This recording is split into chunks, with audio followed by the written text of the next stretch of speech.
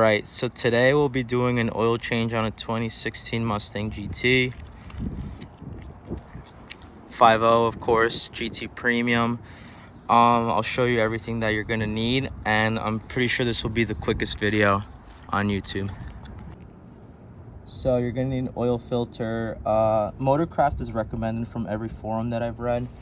FL500S, go ahead, pause the video. And I'm gonna use 5W20.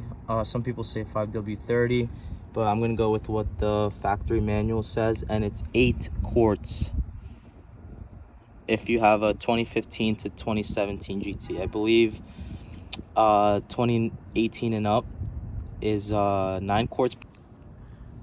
You're also gonna need a jack and jack stands. I use one as a safety measure. I leave the jack there on top of the jack stands, and here is the point where I set mine.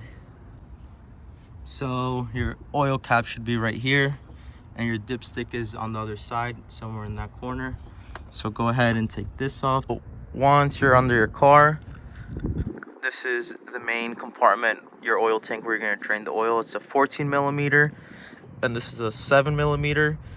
Undoes this flap, and that's where your oil filter is. So the order you're gonna do it is first you drain the main pan, and then you will get the rest of the remaining oil from here out, and I'll show you a trick on how to make it as least messy as possible. Yeah, so once again, 14 millimeter, 7 millimeter.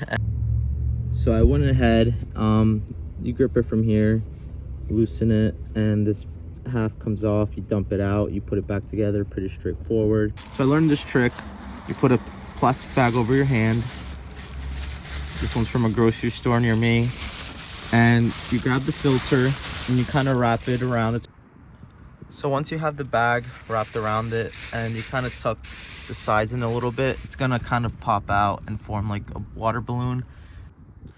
So essentially, that trick will have you catch most of the oil in the bag rather than it go everywhere.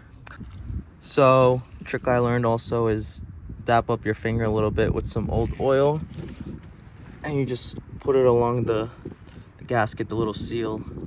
Just rub it all along the rim. Yep, so fill your car up with oil.